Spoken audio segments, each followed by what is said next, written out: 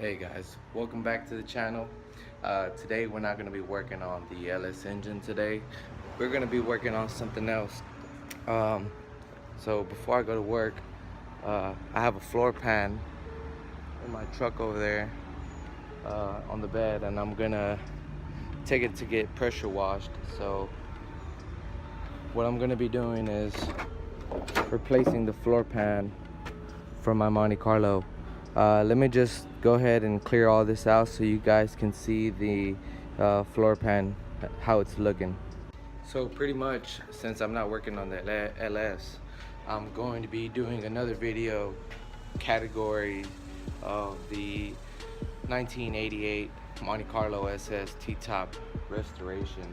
This one's gonna take a good while to get it fully restored. Let me give you guys a look around to see what exactly needs to be done. Okay, so first off, I need to clean all this out so I can sand down and prime and paint the firewall, clean up this chassis because it's just surface rust.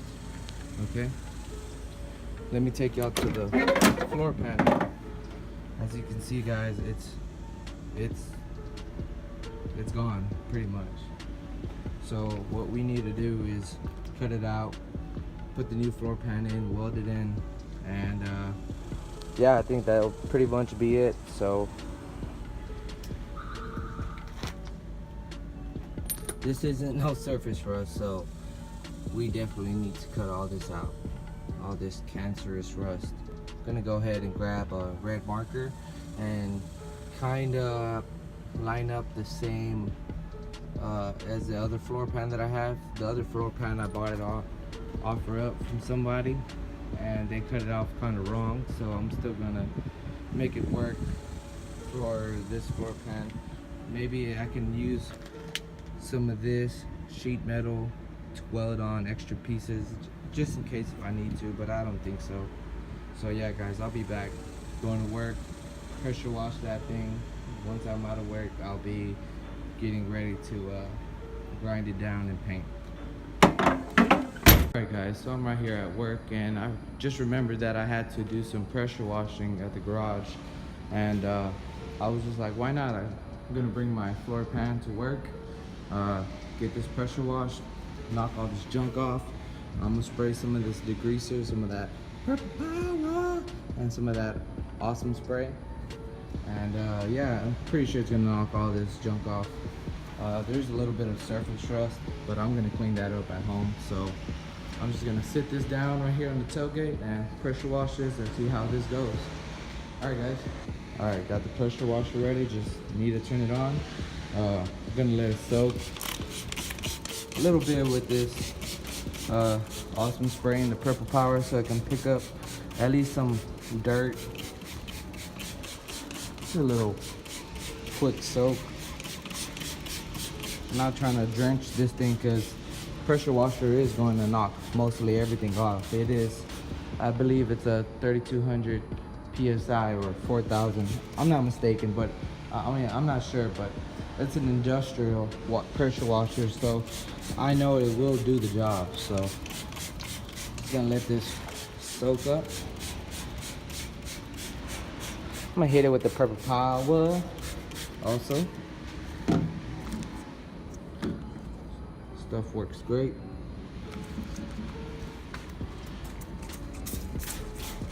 One second, let me use my other hand. Alright. Gonna spray it a little bit. Just on some areas that I know it's going to give me some trouble, like that. The drain plug, these little seams right here, this red carpet that was on this floor pan before, I believe. It looked like there was some red carpet. All right.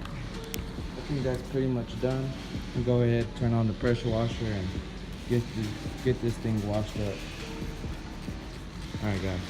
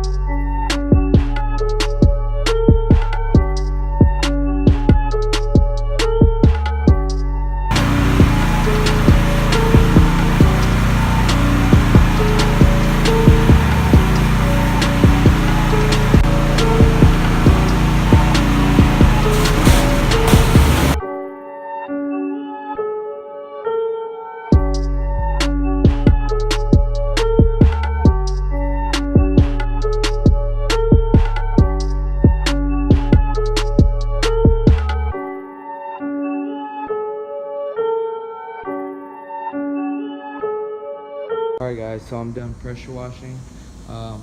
Video cut off because I was running out of storage in my phone. I didn't bring my camera today because I'm at work. So here's how it's looking, and it's looking really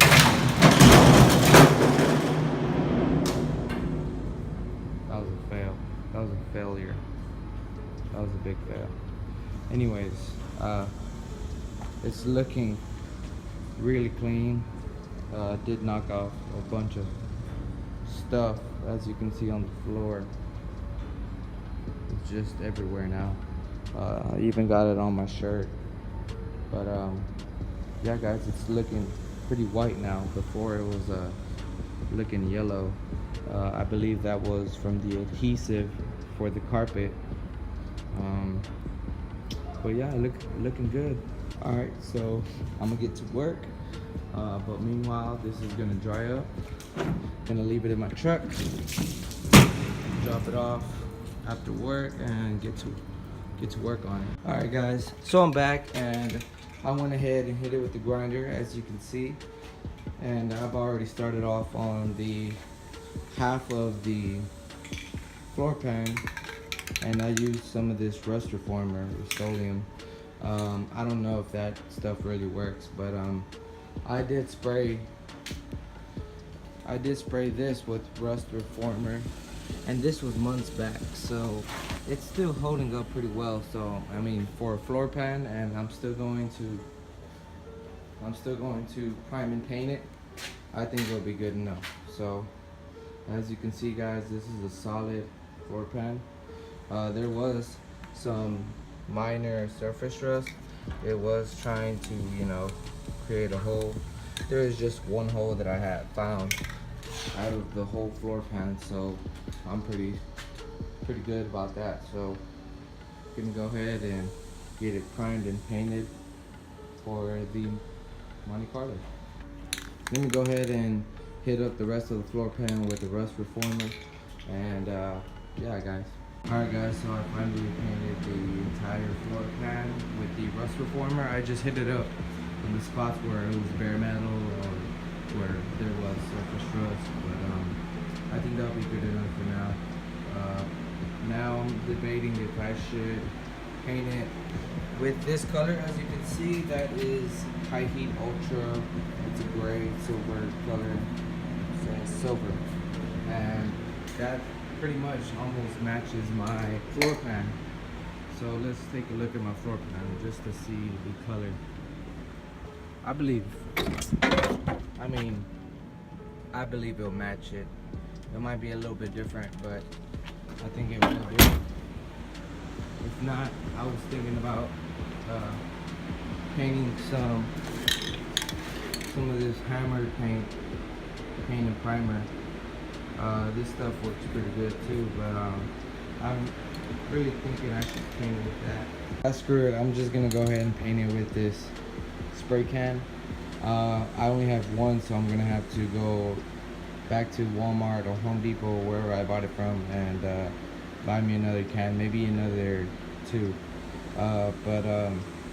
Yeah, I mean, I might as well go ahead and paint it and get it welded. I know it's gonna, you know, discolor some of the edge when it's welded on. That's fine, I'll just repaint it.